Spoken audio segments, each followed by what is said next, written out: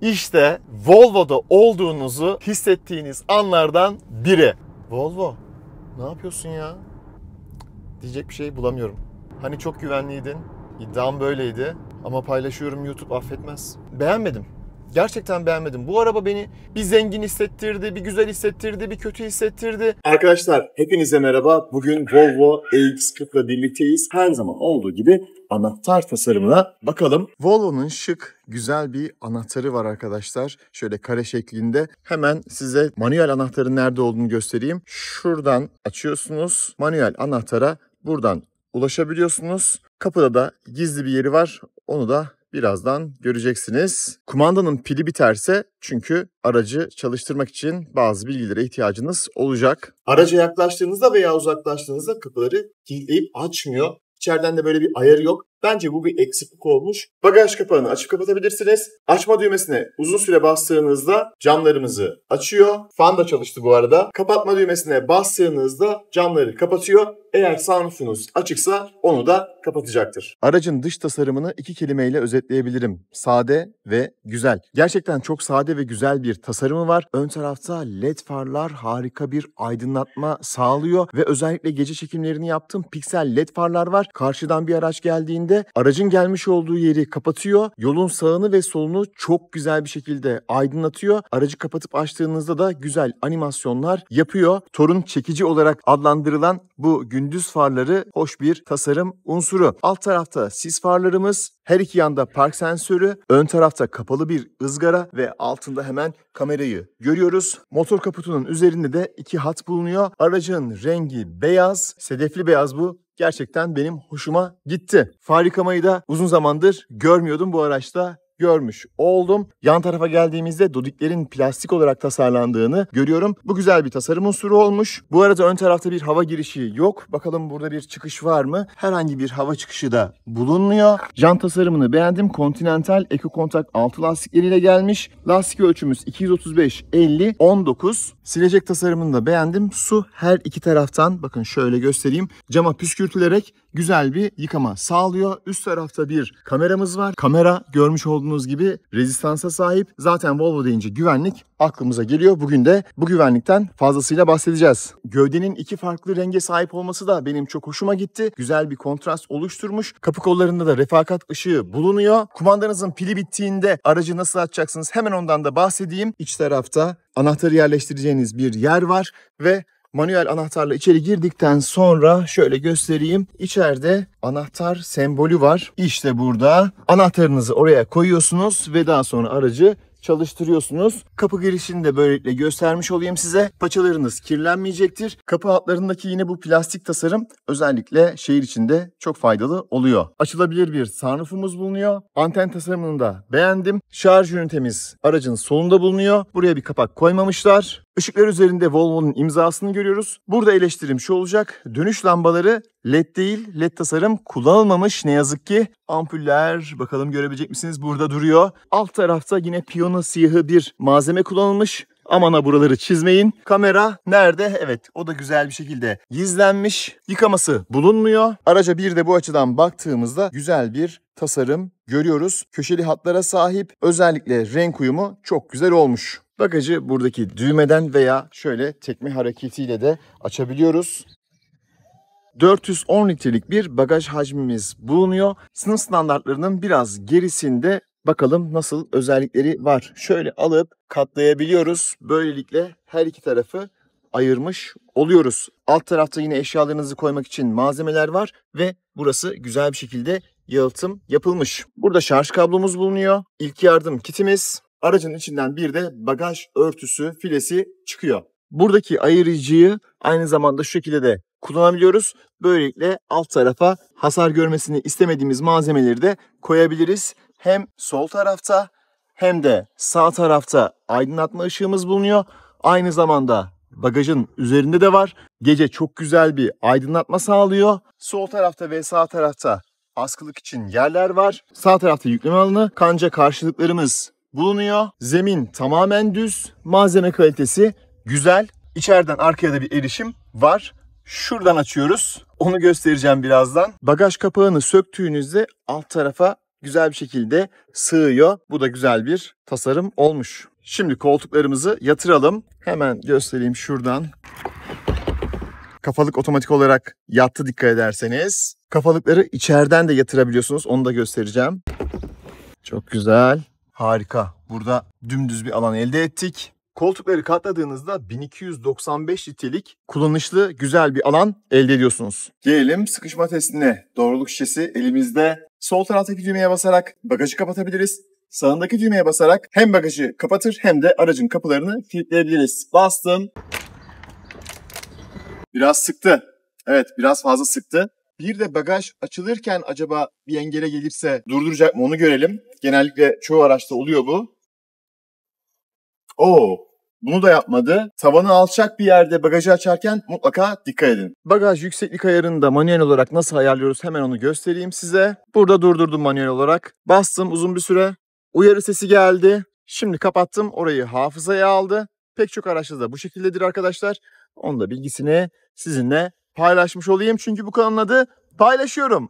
İşte gördüğünüz gibi. Tekrar eski pozisyona getirmek için elinizde kaldırıyorsunuz. Bastım. Ses geldi ve hafızaya aldı. Bu arada burada bir şey daha göstereceğim. Şurada bir kapak var. Bu kapağın altında da ne var?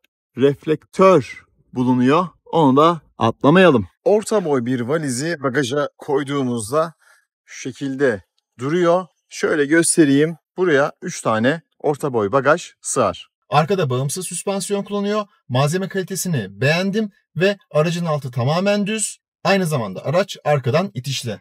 Bizi burada hem güzel şeyler hem de kötü şeyler bekliyor ne yazık ki. Önce güzel haberleri vereyim. Koltuklar çok güzel. Tasarımını beğendim. Biraz oturma pozisyonu dik. Uzun yolculuklarda belki sıkıntı yaratabilir. Diz mesafesi yeterli. Baş mesafesi yeterli. Boyum 1.85. Isofix bağlantıları var. Bunların kapakları da bulunuyor. Üçüncü yolcu için de kafalığı şu şekilde kaldırabiliyorsunuz. Bu kafalığı manuel olarak ayarlıyorsunuz. Diğer kafalıkları ön taraftan menüden kapatabiliyorsunuz, yatırabiliyorsunuz ya da düğmeye bastığınızda otomatik olarak şöyle göstereyim.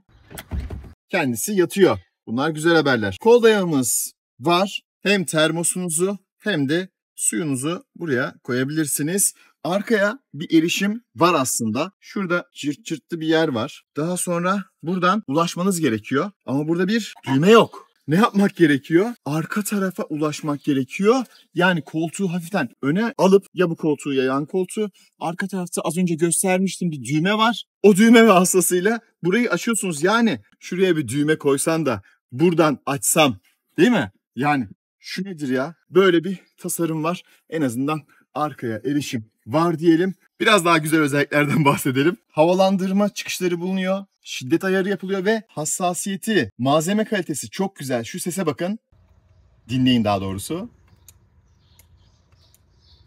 Eminim geliyordur. Burada kapaklı 2 tane USB-C çıkışım bulunuyor. Arka tarafta 2 tane malzemeliğim var. Dokunmatik ve yavaş yavaş açılan ışıklar var. Bunlar gece çok hoşuma gitti. Gözünüzü hiç yormuyor. Tavan çok güzel. Şu an perde kapalı. Onun da ara çekimlerini gireyim size ve artık eksileri anlatayım. El tutamı yok. Arka tarafta sadece ön tarafta var. Bence olmalıydı. Çünkü menülerde offroad seçeneği var. Offroad yapacaksanız buna ihtiyaç duyacaksınız. Perde iyi bir yalıtım sağlıyor mu? Sağlıyor ama böyle 10 numarada değil. Gelelim buradaki kötü şeylere. Kocaman bir şaft tüneli var. Elektrikli bir araç ama videonun başında söylemiştim. Bu araç 7 yıldır zaten yollarda olan bir araç. Elektrik altyapısıyla tasarlanmış bir araç değil. Bence bu kötü bir özellik oldu. Gelelim malzeme kalitesine. Orada da kötü şeyler var. Gülüyorum. Kendi halime gülüyorum. Araçta bir çalıştırma düğmesi yok. Frene bastığınızda 3. kademe devreye giriyor. Şöyle bir sistem kurdum ki arka camları açayım. Arka camlar tam olarak açılmıyor. Kapattık. Parmağımı koydum. Güzel. Malzeme kalitesi. Yumuşak plastik. Buralar sert ama kaliteli. Malzeme kalitesi çok güzel. Fakat şuradaki iç döşeme çok kötü. Neredeyse tabanda kullanılan malzemeyle birebir aynı. Kapatmışsınız, iyi, hoş, güzel. Burada malzemelerinizi koyabilirsiniz ki çok da büyük değil. Ama şu malzeme kalitesi gerçekten kötü arkadaşlar. Bu arada koltukların yan tarafında malzemelik bulunuyor. Burada bir malzemeliğimiz olmadığı için sanırım buralara koymuşlar. Gelelim ön tarafa. Ön tarafta bulunan malzeme kalitesi yine güzel. Ambiyans ışıklarımız bulunuyor. İyi bir malzeme var. Yine buralar sert. Şurası sert plastik. Geniş bir cebimiz var. Fakat yine aynı malzemeyle burada da karşılaşıyoruz. Sen premium bir markasın. Volvo şuraya bir alcantara yapamadın mı? Dedikten sonra moral vereyim, Harman Kardon müzik sistemi ve hafızalı koltuklarımız bulunuyor. Ve koltuklar çok güzel. Koltuklar gerçekten çok hoş. Baldır desteğimiz bulunuyor. Koltukların yapısını, tutuşunu çok beğendim. Malzeme kalitesi burada güzel. Şuralar yine aynı malzemeyle kaplanmış. Koltuğu biraz geriye alayım. Burada bir malzemelik bulunuyor. Bagajı da buradan açabiliyoruz. Şimdi içine geçeyim. Az önce sunroof'u da açamamıştım. İşte o yüzden açamadım. Arkada bir denedim. Elimizi geriye kaydırdığımızda açılıyor. Hem perdeyi açtım hem de sunroof'u açıyorum. Sunroof geriye geldiğinde biraz daha basıyorsunuz. Biraz daha artıyor. Neredeyse 2 karışlık bir mesafe var. Volvo'nun şık, güzel bir direksiyon sistemi var. Hız sabitleme tuşlarım, multimedya tuşlarım. Ekran harika. Ekran gerçekten çok güzel. Fakat ekranda şöyle bir sıkıntı var arkadaşlar. Bakın mesela şu anda burada ne görüyoruz? Haritayı görüyoruz. Menüye bastık ya da hiçbir şey görmüyoruz. Yani burada bir şeyler daha ekleyebilirdi Volvo ama demiş ki ya haritayı gör ya da hiçbir şey görme. Hadi ben sana yol bilgisi verilerini vereyim. Başka da bir özellik yok ne yazık ki bu ekranda. Aracı %100'e kadar şarj etmiştim. 520 kilometre menzil gösteriyordu. 99 ve 460'a düştü. Tabii çekim yapıyoruz. Normal bunlar. Malzeme kalitesiyle devam edelim. Yumuşak plastik, yumuşak plastik. Buralar güzel bir şekilde kumaşla kaplanmış. Çerçevesiz bir aynamız var. Çok şık duruyor. Ambiyans aydınlatmaları yine burada da var. Malzeme hissiyatı güzel. Aydınlatma ışığımız bu şekilde. Bence daha güzel bir tasarım olabilirdi. LED tasarım olabilirdi burada. Aynısı burada da var. Çalıştırma düğmemiz yok. Bence olmalıydı. İlk başta diyordum ki hani bu olmasa da olur. Fakat bakın mesela camları açmak istedim, açamadım gibi. Klimaya gelelim. Hem klimayı açayım hem klima ayarlarını açayım. Burada güzel özellikler var. Otomatik manuel olarak kullanabiliyorsunuz. Manuelde havanın nereye gideceğini buradan belirliyorsunuz. Otomatikte zaten kendisi belirliyor. Hava sirkülasyonunu buradan açıp kapatabiliyorsunuz. Burada onun için bir düğme yok, olsa güzel olurdu. Hava kalitesine geldiğimizde araç içi iyi, dışı iyi. Hava kalitesi, polen verileri vesaire böyle baya ben sizin sağlığınızı düşünüyorum diyor Volvo. Başka şeyleri de düşünseymiş iyi olurmuş. Hava arındırma yapabiliyorsunuz. Zamanlayıcı ekleyebiliyorsunuz. Zaten uzaktan erişim de var. Direksiyon ısıtmamız ve koltuk ısıtmamız bulunuyor. Bunları da buradan ayarlıyoruz. Android tabanlı bir sistemi var. Şöyle alt tarafa çektiğinizde burada profiller oluşturuyorsunuz. Tabii ki ben kendi profilimi ekledim. Google Asistan ve Google Haritalar var. Mobil erişimi de bulunuyor. Araç menüsüne geldiğimizde şeritte tutmayı buradan açıp kapatabiliyorsunuz. Tek pedallı sürüşün modları var. Açık, otomatik veya kapalı fakat rejenerasyon ayarı yapamıyorsunuz. Baş dayanığını katla diyor. Bakın şimdi buna basacağım. Şöyle göstereyim size. Bu şekilde katlayabiliyorsunuz. Böylelikle daha iyi bir görüş elde edebilirsiniz. Fakat tabii ki geri gelmiyor. Ayarlar menüsünde sürüşle ilgili menülerimiz var.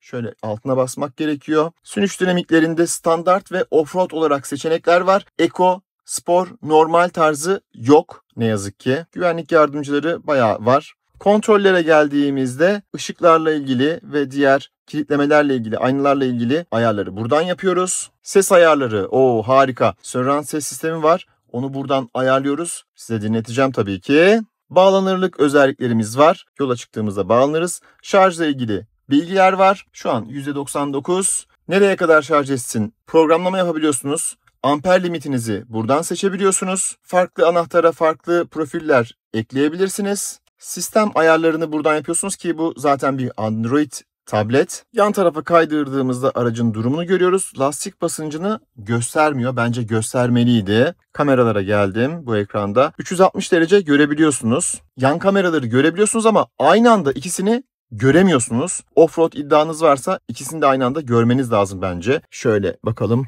Evet, sol tarafı şöyle gösteriyor lastik. Bakın şurada. 360 derece sıkıntı yok. Bu gayet güzel. Ön, arka kamerayı buradan seçebiliyoruz. Otomatik arka park frenini aktifleştirip kapatabiliyorsunuz. Ben böyle bir arabada bu arada ne beklerdim? Kendini otomatik olarak park etmesini beklerdim. O da yok. Fakat Buradaki hissiyatlar güzel. Piyano siyahı güzel. Kablosuz şarjımız var. Şarj olduğuna dair herhangi bir bilgi vermiyor. Şurada bir malzemelimiz. Piyano siyahı detaylar burada. Vites seçicimiz bu şekilde tasarlanmış. Ortası boş. 3 tane konumu var. Park frenimiz burada. Şöyle kaldırayım. Burada bir çöplüğümüz var. Kol dayamanın içi bu şekilde kapattım. Aydınlatmalı bu aynı zamanda. Torpido gözüne bakalım şimdi. Aydınlatması var. Burada bir kalemliği bulunuyor. Ses yapmaz bir malzeme var içinde. Şöyle de bir askı aparatı var. 2,5 kiloya kadar yüklerinizi buraya koyabilirsiniz. Yeterli bir kullanımı bulunuyor. Üst tarafta bulunan ışıklandırmalar da çok güzel çalışıyor. Fakat burada gözlük kabı bulunmuyor. Bu arada şuradaki tuşta yine ana menüye ve diğer yerlere hızlı erişim için işinize yarayacaktır. Mesela harita ekranına rahat bir şekilde geliyorsunuz. Menzil asistanı var. Ne kadar gidebilirsiniz? Şarjınız ne kadar kaldı? Menzil optimizasyonu yapabiliyorsunuz. Açtığınızda işte klimayı falan biraz daha az çalıştırıyor. Tüketimi bakın çeviri hatası var burada. Yani hiç çevirmemişler daha doğrusu. Speed, driving style ve climate yani hız, sürüş stili ve iklimlendirme olarak ben çevireyim. Volvo mühendisleri daha sonra yaparlar. Gelelim motora. Şöyle sağ taraftan tuttum, kaldırdım. Amortisörlü tabii ki tasarım olarak. Üst tarafta bir yalıtım malzemesi yok. Burayı güzel bir şekilde kapatmışlar. 31 litrelik bir bagaj hacmi var burada. Altı kapatılmış. Lastik tamir kiti de burada bulunuyor. Bu bilgi de güzel oldu. Artık sürüşümüze geçebiliriz. Yani en sevdiğim yere geldik. Telefonumu koydum. Burada biraz şarj olsun. Emniyet kemerimizi her zaman bağladık. Hafızalı koltuğu zaten ayarlamıştım fakat iniş çıkış desteği de bulunmuyor. Onun da bilgisini vereyim. Bu arada sağ taraftaki yolcunun koltuğu da birebir aynı özelliklere sahip. Şuradaki paneli anlatmamıştım. Burada da ses açma kapama, dörtlüler, ön arka cam, bir önceki bir sonraki şarkıya geçiş düğmeleri bulunuyor. Hissiyatı gayet güzel. Çalıştırma düğmemiz yok. Burada yeri var ama yok. Şimdi vitesimizi D konumuna aldık. Araç okey ikazı geldi. Bakın ekran bomboş. Buradan haritayı açarsak şöyle geldik. Harita ekranı karşımıza çıkıyor. Şimdi ileriye doğru biraz devam edelim. Geri görüş kamerasını bir de hareket halinde göstereyim. Nereye gideceğinizi gösteriyor. Hem önde hem arkada bunu yapıyor. Şöyle biraz geri gidelim. Sonuçta bu Volvo ya. Biraz test edelim değil mi? Bu arada her iki ayna da aşağıya eğildi. Bu da güzel. Hafızalı olan yere geldi. Şimdi ön tarafta sensörlere bakalım. Biraz geç çalışıyor bence. Geri yanaşalım. Bakalım aracı kendisi durduracak mı? Onu görelim. Geldim. Sadece ağaç var zaten. Hasar vermeyiz. Durdurdu. Güzel. Bu arada araba kiralık. Ama böyle test ediyorum işte arkadaşlar. Sizler de videoya bir beğeni atıp daha sonra kanala abone olursanız güzel bir destek olmuş olur. Sizin tarafınızdan bakarsak ücretsiz arkadaşlar. Çok teşekkür ediyorum destekleriniz için diyorum ve yola çıkıyorum. Kameralar gerçekten çok güzel oldu. İstediğim açıları elde ettim. Gece çekimlerini de yaptım. Gece de iyiydi. Onu da belirtmek isterim. Kapılar kilitlendi. Araç tuşuna bastık. Şimdi tek pedallı kullanım açık şu anda. Bu şekilde devam edelim. Tabelaları çok güzel okuyor. Yaya tabelasını gördü. Hız tabelasını zaten okuyor. Pek çok tabelayı okuyor burada. İkaz olarak size veriyor. Çok fazla can sıkmadı. Amortisörlerden hemen bahsedeyim. Biraz da susacağım bu arada arkadaşlar.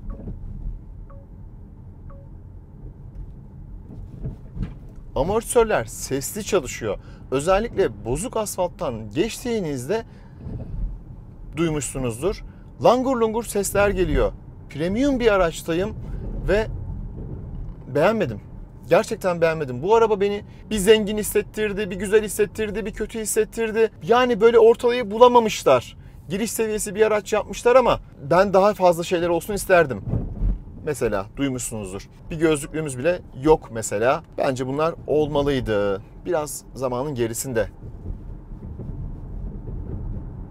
Belki duymuşsunuzdur. Evet. O yüzden ara ara sessiz kaldım. Amortisörler sert ama çok sert değil. Bence olması gerektiği gibi. Konforlu bir araç ben çok fazla sevmiyorum. Aşırı konforlu olduğunda araç zaten güven vermiyor. Çok fazla yatıyor. Bu arada dün şarj etmiştim. Çekimler esnasında şarjım %96'ya, menzilim 500'den 430'a indi. Şarj hızı olarak da %95'ten sonra çok yavaşladı. Yani çok düşük kilovatlarda 5, 4, 3, 2 neyse bayağı düşük kilovatlarda şarj etti ve uzun sürdü. Elektrikli araçlarda bir diğer sıkıntı bu arkadaşlar, ne yazık ki. İyi bir şarj istasyonuna denk gelmeniz gerekiyor. Bayır aşağı iniyorum. Tek pedallı kullanımdayım. Ayağımı gaz pedalından çektim. Aracı durdurdu. Tek pedallı sürüşün bir diğer modu otomatik mod. Otomatik modu aldığımızda önümüzde bir araç varsa yavaşlıyor, rejeneratif frenlemeyi arttırıyor. O şekilde söyleyeyim. Veya bunu kapalı olarak ayarlayabiliyorsunuz. Ne isterdim? Şurada direksiyonda bu erişim olmuş olsaydı, rejenerasyon seviyesini buradan ayarlasaydım bence çok daha güzel olurdu. Otomatikte değil de açık olarak kullanayım bunu. Güzel de bir ses veriyor. Akülerin şarj olduğunu buradan duyuyoruz. Araç bu arada arkadan itişli. Ara ara dün akşam zorladım. O kadar güzel gidiyor ki diyeceğim size. Fakat sonuçta bu bir Volvo. ESP'yi kapatamıyorsunuz. Böyle biraz kapatıp hafiften böyle bir oynamak isterdim açıkçası. Zorladım ama yok. Çok fazla müsaade etmiyor. İleride şimdi onu göstereceğim size. Görüş anlamında ön taraf çok güzel. Yanlarda problem yok. Arkada problem yok. Hadi dediniz ki arkada bir problem var. Başlıkları katlayayım da arka görüşümü biraz daha iyileştireyim. Bastım buradan. Tak, arka tarafta 10 numara oldu. Bence bunlar güzel düşünülmüş detaylar. Şurada mesela düğme olarak koltuk ısıtma, direksiyon ısıtma olabilirdi belki ama start stop düğmesi yok. Yani çok da fazla düğme aramayın bu hususta. Bluetooth, telefon, menzil asistanı, Google Asistan var. O güzel. Sıcaklığı 21 dereceye ayarla. Tamam anladım ben. Sana iltifat etmemi istiyorsun. O Ya- kadar iyi bir arkadaşsın ki tanıştığın herkes için mükemmel bir hediye gibisin. İltifatlar harika ama işlevsellik yok. Sıcaklığı 21 dereceye ayarla. Tamam, sıcaklığı 21 dereceye ayarlıyorum. Arka camları aç. Maalesef arabanın pencerelerini ayarlayamıyorum. Bazı şeyleri de yapmıyor görmüş olduğunuz gibi. Ne kadar kullanırsınız bilmiyorum ama bazı şeyleri buradan yapabilirsiniz. Apple CarPlay, Android Auto var zaten. Aracın kullanım kılavuzunu da burada görebiliyoruz. Onun için durmak gerekiyor. Şurada biraz basayım. Of, arkası güzel geldi. Evet, ESP'nin müdahalesi harika. Önde güzel bir Mazda 3. Bir de kırmızı olsa harika olurdu. Güzel bir hızlanma var.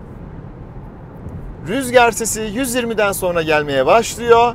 Fakat araba iyi gidiyor. Direksiyon hissiyatı da çok güzel arkadaşlar. Çok beğendim. Tek pedallı kullanımdayım. Ayağımı pedaldan çektim. Frene hiç basmıyorum. Geldim. Biraz daha hızlı. Tekrar gaza bastım. Oo! Nasıl tuttu? Nasıl tuttu? Fark ettiniz mi? Bıraktı şimdi. İşte Volvo'da olduğunuzu hissettiğiniz anlardan biri. Biraz fazla kaydı aslına bakarsanız. Bir şey daha göstereceğim. Fren testinde de yapacağım bunu. Fren! Çok güzel bir şekilde tuttu. Dörtlerini yakıyor. Bazı böyle güzel yanları var. Aman aman. Aman aman. Yani diyorsunuz ki Volvo güvenli, harika. Ama bazı şeylerde de eksikleri var aracın.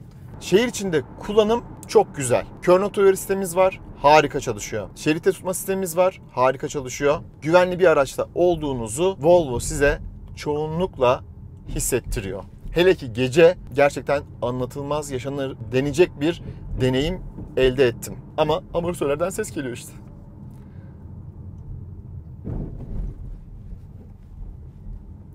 Diyecek bir şey bulamıyorum. Peki vitesi P konumuna alırsak ne olur? Arkam boş. Geldim. P'ye bastım. Evet, otomatik olarak aracı durdurdu. Fren pedalı. Fren çok yukarıda kavruyor. Bu rejenerasyon sistemleri de devreye girdiği için yani böyle iyi değil.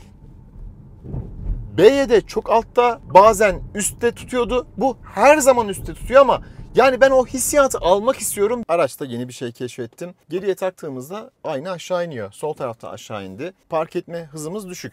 Eğer hızlanırsak park etmekten vazgeçtiğimizi anlıyor ve aynayı tekrar hafızada olan pozisyona getiriyor. Eski Mercedes'lerde vardı. Güzel bir özellik. Bunu da sizinle paylaşmak istedim. Çünkü kanalın adı paylaşıyorum. Şöyle bir yanlış bilgi verdim az önce. Apple CarPlay kablosuz bağlanıyor dedim. Çünkü 2025 yılındayız ve teknolojik bir araçtan bahsediyoruz diye düşünmüştüm. Aslında böyle bir araştırmadan bu bilgiyi verdim. Ama ne yazık ki kabloyla bağlamak gerekiyormuş. Bence bu da bir eksiklik olmuş. Şimdi buradan aşağıya doğru devam edelim. Şurada virajlarda tekrar hafiften bir performansını da göstereyim. Arkayı atması çok güzel. Gaza bastığınızda böyle bir gidiyor. Önümüzde trafikler varken hemen sürüş moduna geldim. Evet, hafif bir gecikmeli çalıştı. Tek pedalı otomatiğe aldım. Otomatiğe aldığımda önümde bir araç varsa rejenerasyon seviyesini arttıracak ve mesafeyi koruyacak. Önümde araç yoksa daha az fren yapacak. Mesela ayağımı çektim. Şu an araca yakınım. Rejenerasyon yapıyor. Yanaştım. Ayağımı çektim. Bakın daha fazla yaptı. Şimdi sol tarafa geçeceğim. Önüm açık. Ayağımı gazdan çektim. Rejenerasyon yapmıyor. Lastik basınç sisteminde bir sıkıntı olduğu söylendi. Ben dün ayarlamıştım aslında, resetlemiştim ama muhtemelen yanlış alarm diyelim. Sağ tarafa geçelim. Bakın aracı gördü. Hemen rejenerasyon seviyesini arttırdı. Şehir içinde bence bu da güzel bir seçenek olmuş. Her elektrikli araçta bence olması gereken bir donanım. Öndeki araç yavaşladı. Ben hiç frene basmıyorum. O rejenerasyon seviyesiyle ayarlıyor. Sol tarafa geçtim. Önünü açtım. Hop, araç akmaya devam etti. Sistem güzel çalışıyor. Hemen Apple CarPlay'imizi açalım. Kullanımı güzel. Kendi harita bilgisini de şöyle bakalım. Hissiyatı güzel. Burada netlik, çalışma hissiyatı güzel. Ve bir şarkı açalım. Ses sistemi çok güzel. Gerçekten çok güzel. Biraz daha yüksek ses vermesini isterdim ama öyle içimde o sesi hissetmek isterdim. O kadar iyi değil. Şurada virajda bir şey göstermek istiyorum. Burada bir bağlantı yeri var. Evet, araba önü arkası çok fazla kopmuyor. Konfordan da ödün vermiyor. Sürüş kalitesinden de ödün vermiyor. Beğendim. Bu arada az önceki virajda biraz hızlı girmiştim. Arka taraftaki termosluk iyi tutmamış. Onun da eleştirisini yapalım. Zaten az önce ben onu test ederken fark etmiştim. Böyle çok iyi tutmuyor gibiydi. Dedim ama hadi bir deneyimleyeyim. Şehir içerisinde adaptif hız sabitlemeyi şuradaki düğmeden açabiliyoruz. Ön tarafta bir direksiyon simgesi beliriyor. Mesafemizi de buradan uzak veya yakın olarak belirtiyoruz. Önde araçlar var. Lan! Görmedi. Ben bastım. Basmasaydım muhtemelen kendisi fren yapacaktı ama adaptif hız sabitlemeyi demek ki biraz geç açtım. Sistem devreye girmedi o esnada. Acaba açamamış mıydım onu da bilmiyorum. Tekrar emin olalım. Sağdaki tuşa basarsanız araç sembolü çıkıyor. Şöyle aşağıya alayım biraz daha. Şurada araç sembolü çıkıyor. Araç sembolü çıkarsa sadece adaptif hız sabitleme çalışıyor. Direksiyon sembolü çıkarsa şeritte ortalamada olmuş oluyor. Set dediğinizde şurada üst tarafta mesela şu anda 62. Bastım 65 oldu. Bastım 70 oldu. Tekrar böyle bir zor duruma sokarım onu. Direksiyonu tutun diyor. Yol müsait. Şimdi burada bir şey göstereceğim size.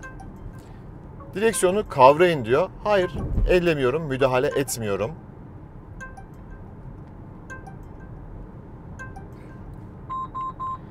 Pilot asist iptal edildi. Aktif sürüşe devam et. Acil durdurma etkinleştirildi diyor. Yolun sağına çekti. Dörtleri yaktı. Fren yaparak beni uyarıyor.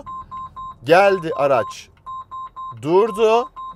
Kapıları açacak mı diye bekledim. Kapıları açmadı. Dışarıdan erişim için belki kapıları açabilirdi. Ama çok güzel bir şekilde gördüğünüz gibi durdu. Güven verdi Volvo. Tekrar hız sabitlemeyi açtım. Mesafeyi minimuma alacağım. Ara ara sadece tutacağım sistem devreden çıkmasın diye. Şeridi çok güzel ortalıyor. Direksiyona böyle sert müdahaleler yapmıyor. Dün akşam neredeyse şeridin hiç olmadığı bir yerde çok güzel bir şekilde böyle çok az vardı şerit. Onu dahi gördü. Akşamın o karanlığında bunu görmesi yine güven verdi. Tuttum bıraktım. Şöyle hala devam ediyor. Virajları güzel alıyor. İleride viraj var. Bıraktım. Evet, burada okumadı. Burada okumadı. Halbuki okuyabilirdi ama işte demek ki yollar da buna tam böyle müsait değil. Ama bence orada okumalıydı. İleride bir yer daha var. Orada da deneyelim. Mesafeyi güzel koruyor. Biraz daha yakın takip et diyelim. Burada güzel bir viraj var. Direksiyonu tuttum, bıraktım. Evet, viraj öncesinde bıraktım. 65 rahat rahat dönmesi lazım. Dönmedi. Volvo, ne yapıyorsun ya? Senin burada dönmen lazımdı. Burada BYD dönüyor ya. Bıraktım. Yine gitti. Vay, vay, vay. İlginç. Dün ilk intibalarım hep olumluydu. Bugün olumsuza gitti. Bir daha bıraktım.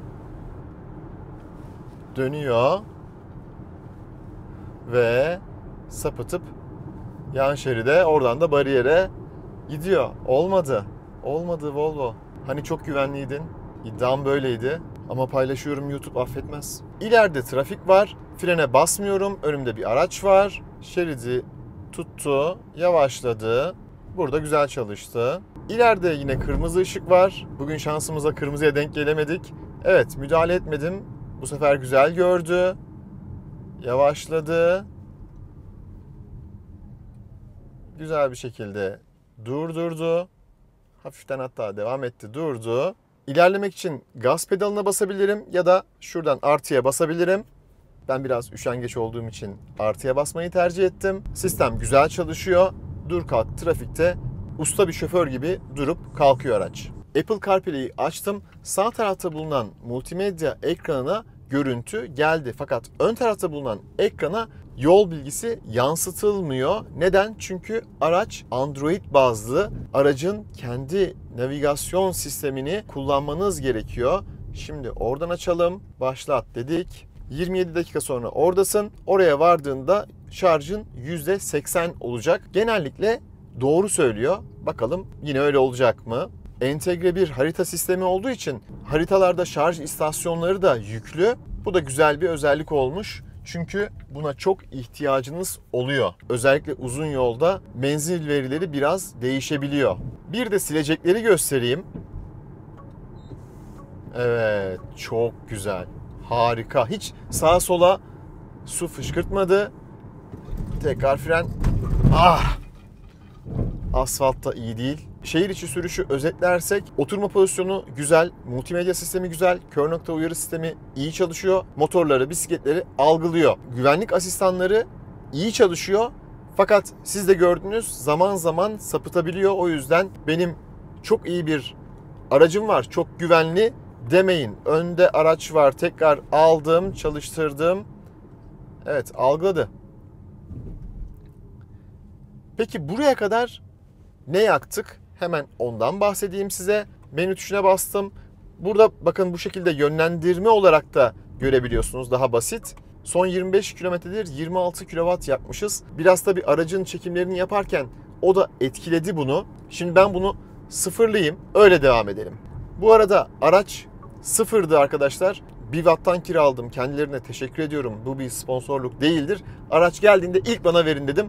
İlk aracı ben kullanıyorum. Şu anda aracın kilometresi 119. Dün aldığımda 25 kilometrede falandı araç. Bugün yine uzun bir gün olacak. Riva, Gazi Osman Paşa, iki telli, tekrar Maltepe güzergahında olacağım. Gün bitiminde size ne yakmışım ondan da bahsedeceğim. Şimdi Kuzey Marmara Otoyolu'na girdik. Ambiyans aydınlatmadan da bahsedeyim. Sadece beyaz renk, yani bir kırmızı olsun isterdim, yok. Bir farklı bir mod olsun isterdim, yok. Sade demiştim ya aracı anlatırken. Evet, bazı şeyler çok sade tasarlanmış. Işıklandırma sistemi çok kaliteli, çok güzel ama sade. 90 60 desibel, 100 61 desibel, 110 62 desibel, 120 63 desibel. Özellikle yol sesi alıyor. Rüzgar sesi 120'den sonra geliyor. Fakat kötü bir asfalta geldiğinizde desibel değerleri gerçekten 3-5 desibel daha fazla oluyor.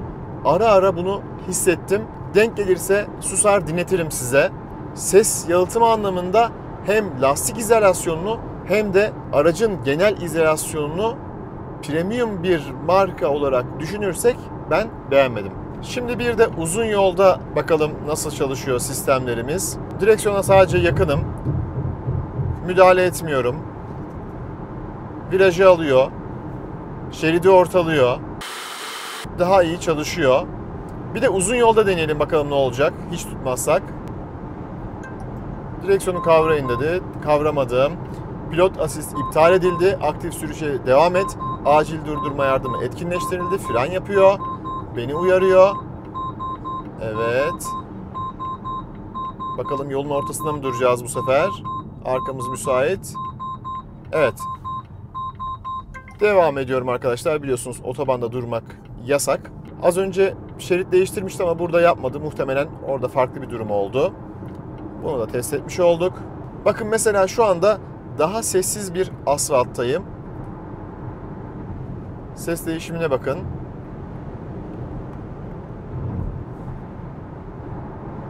Evet. Yani bu kadar fazla böyle ses değişimi yapmıyordu diğer araçlar. O veriye binaen söylüyorum. Ses izolasyonu iyi değil. Önüme bir araç geldi. Gördü, güzel. Müdahalesi iyiydi. Araç ayrıldı. Hızlanmaya devam ediyor. Hızlanırken böyle aceleci bir tavır sergilemiyor. 120'ye geldi mesela, yavaş yavaş o hıza ulaştırıyor sizi ki böyle ileri geri yapmayasınız. Usta bir şoför gibi gerçekten kullanıyor adaptif hız sabitleme sistemi. Şimdi ses değişimine dikkat edin. 63 desibeldi. Tünel dışında, sessiz asfaltta 59. İnanın arkadaşlar, burada ben bayağı bir ölçüm yapıyorum. Bu anlamda iyi değil. İyi olsa iyi derim. Volvo'yla bir alıp veremediğim yok. Kendileri her ne kadar bana test aracı vermemiş olsa da hiçbir markaya karşı ön yargım ya da sempatim yok. Mazda hariç. Son hızımıza bakalım. GPS'le de ölçelim bu hızı. Tam gaz oturdum. Tırmanma şeridindeyim.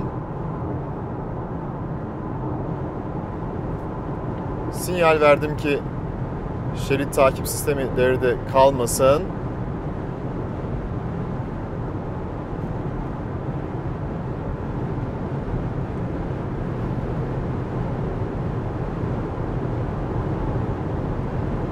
...184...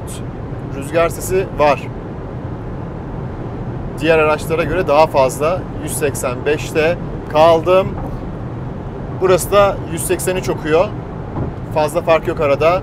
%83'le hedefine varacaksın demişti. Hedefi tutturdu. 6,5 kilometrem var. Direkt Riva'ya gitmeyeceğim. Burada hız ölçümlerimi yapacağım. Sistem güzel, doğru çalışıyor. Burada aracın viraj performansını biraz daha görelim. İçerideyim. 100. Çok iyi. 100. Çok güzel. 107. Çok fazla yatmıyor. Güven veriyor. İyi tutuyor. Yani yeter ki asfalt iyi olsun. Aslında lastikler de çok kötü değil ama hem lastik hem asfalt, sonuçta bu fizik, bizi yere bağlayan tek bir nokta var. O da lastik arkadaşlar. İyi bir lastik tercih edin. Bu konuyla ilgili de videolarım var. Fren hissiyatının yine aynı şekilde olduğunu söyleyeceğim. Çok üstte kavruyor. Bastım, tekrar oturdum.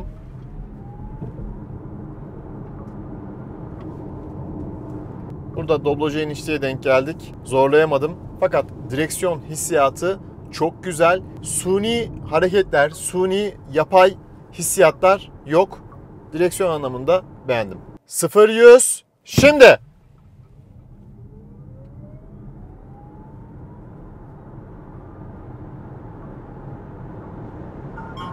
...8.25 testi tekrarlayacağım. Fren gaz yaparak kalkacağım. 0-100 bastım. Araç şöyle bir aşağı oturdu. Çektim.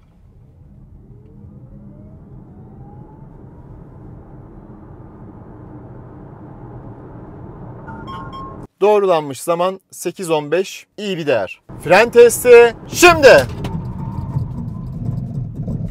Emniyet kemeri çok güzel bir şekilde kavradı beni. Dörtler yandı. 38 metre. Fren testi şimdi. Evet. 36 metreye durmuşuz. Demek ki daha iyi bir tutunma elde ettik ikincisinde. Çok iyi bir değer. Emniyet kemerleri zaten ayrı bir güven veriyor size. Bir bilgiyi eklememiştim, hemen onu söyleyeyim. Araca geldiniz, bindiniz. Frene bastığınızda otomatik olarak çalışacaktır. Vitesi D konumuna aldığınızda hani start stop düğmesi yok demiştik ya. Bu şekilde oluyor. Mesela geldiniz, durdunuz, ineceksiniz. P konumunu aldınız, frenden ayağınızı çektiniz. Kapıyı açtığınızda araç stop ediyor. Bu şekilde çalışmış oluyor. Onu da göstermiş oldum. Zaten ready yazıyor orada. Aracın biraz teknik detaylarından bahsedeyim. 204 beygir ve 420 Newton tork var. Arkadan itişli. Maksimum hızımız 180 demiş. Zaten GPS hızıyla da biz bunu ölçtük. Batarya 82 kW. Kullanabilir 79 kW. WLTP verisi 16.9 kW diyor 100 kilometrede. Şehir içi tüketimde 11.6 kW olarak vermiş. Maksimum menzil ise 566 kilometre. Muhtemelen şehir içerisinde 450-500 kilometreyi yakalarsınız. Şehir dışında da 120 kilometre süratlerle 300 kilometre menzil sağlarsınız. Aracın ağırlığı 2075 kilogram. Harman Kardon ses sistemi var demiştim. 13 hoparlör, 12 kanal, 600 watt ve bir de subwoofer'ı bulunuyor. Yazılım güncellemelerini otomatik olarak internet bağlantısıyla elde edebiliyorsunuz. Volvo Cars uygulamasından aracı çalıştırıp iklimlendirme sistemlerini açabilirsiniz. Renk seçenekleri kum gri, cloud mavi, kristal beyaz, denim mavi, gümüş, gri ve forest lake olarak geçiyor. Eleştiri olarak ekran daha iyi olabilirdi dedim. Özellikle bu ön taraftaki ekranın biraz daha işlevsel olmasını İsterdim açıkçası. Aracın rüzgar direnci 0.32. Elektrikli bir araç olarak düşünürsek bu değerin yüksek olduğunu söyleyebilirim. Maltepe'ye yol tarifi al. Hedefe %62 şarjla varacağımızı söylüyor. Şu an %78'iz. Menzil 330 km. Bakalım tutacak mı? Yolları yıkamışlar. Neden yıkanır bilmem. Ama temizlikle bence alakası yok. Motorcular için büyük bir risk. Otomobiller için de bence pislikten başka bir şey değil. Şöyle ıslak zeminde bir göstereyim. Arabanın arkası felaket kayıyor. ESP güzel müdahale ediyor. Müdahaleleri sert.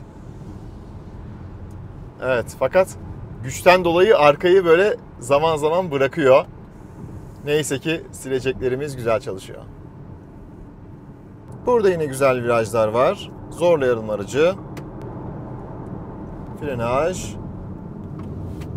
Çok güzel. Arkadan itişli olması harika çünkü ön tekerlekler sadece yönlendirme yapıyor. Tam gaz oturdum.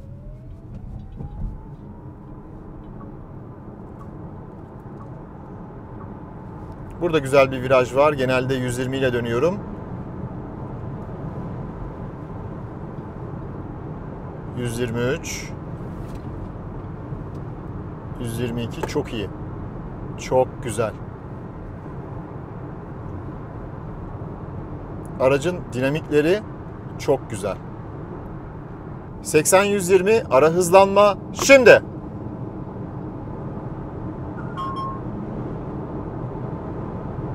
Doğrulanmış zaman 5.94, gayet iyi bir değer. Otobandan çıkmak üzereyim.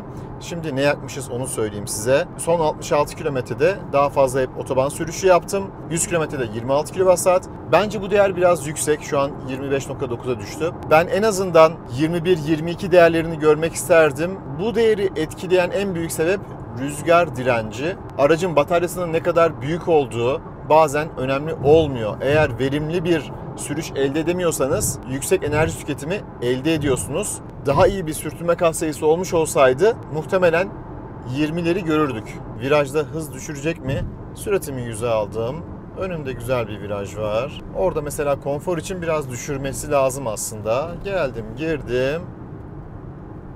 Evet, düşürüyor. Güzel, güzel. Aracı bir de burada zorlayayım.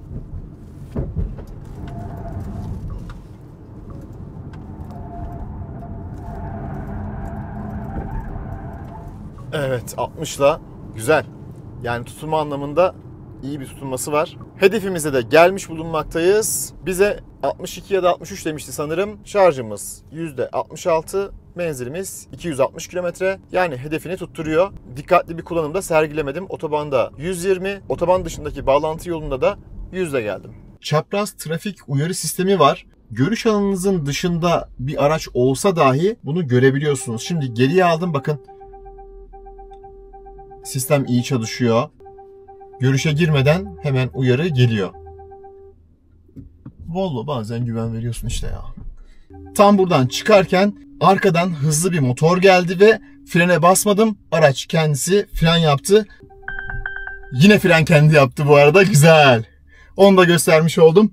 Arka çarpışma uyarı sistemi çok güzel çalışıyor. Döndük dolaştık tekrar mahallemize geldik diyeyim. %43 bataryayla gelmişiz. Menzil 180 kilometre. 100 kilometrede enerji tüketimi 19.8'e düştü. Ortalama hızımız 49, toplamda 193.4 kilometre yol yaptık. %97'den %43'e kadar. Ben şimdi hem aracı teslim etmeye gideyim hem de size artılarını ve eksilerini anlatayım. Önce artılarından bahsedeyim. Evet, güvenlik anlamında gerçekten araç size güven veriyor. Güven vermediği, şeridi iyi ortalamadığı durumlar oldu mu? Oldu. Eksik hanesine yazarız onu. Gece sürüşü harikaydı. Aydınlatmalarını çok sevdim. Bu arada aracın tüm aydınlatmalarını çektim. Onların da ara çekimlerini girerim sizlere. Arkadan itişli olması bence çok güzel. Direksiyon hissiyatını çok beğendim. Sürüş dinamiklerini çok beğendim. Genel malzeme kalitesini çok beğendim. Kapılar hariç bence hiç olmamış. Müzik sistemi artılar içinde, fakat ses seviyesi biraz daha yüksek olmalıydı. O zaman harika olurdu. Koltuk ergonomisine bayıldım. Yani şöyle söyleyeyim size, Boğaziçi Köprüsü'nden gelirken dinlendim. Şöyle ki koltuklar çok rahat, adaptif hız sabitlemeyi açtım.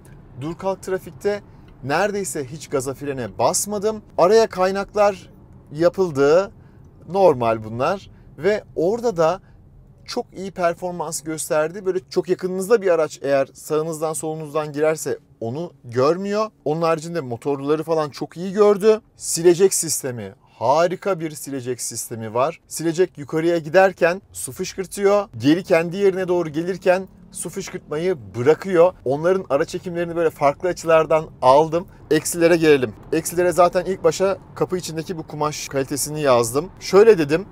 Burası harika. Malzeme kalitesi, hissiyatı çok güzel. Üstü tophane, altı şişhane dedim tabir olarak. Doğrudur herhalde. Daha büyük ve kullanışlı bir ekran olmasını isterdim ama yok ne yazık ki. Şu ön taraftaki gösterge panelinde farklı bilgiler olsa harika olurdu. Ses yalıtımını aracın beğenmedim. ESP'nin kapatılma özelliğinin olmasını isterdim. Ara ara böyle yaramazlık yapmak istiyorsunuz ama yapamıyorsunuz. Sürüş modu olsa güzel olurdu. Eco, normal, spor gibi. Rejenerasyon ayarının olmaması yine hoşuma gitmedi. Süspansiyon sistemi sesli çalışıyor. Özellikle arkalar daha da sert. Çalıştırma düğmesinin olmamasının eksikliğini yaşadım. Videonun en başında zaten hatırlarsınız. Genel olarak böyle. Aracı beğendim mi? Beğendim. Güzel bir araç. Özellikle sürüş dinamikleri anlamında çok iyi. Sürüş dinamiklerini törpüleyen tek şey fren hissi. Onu da söylemiş oldum. Videoyu beğenmeyi ve kanala abone olmayı unutmayın. Bir sonraki videoda görüşünceye dek hoşça kalın, sağlıcakla kalın.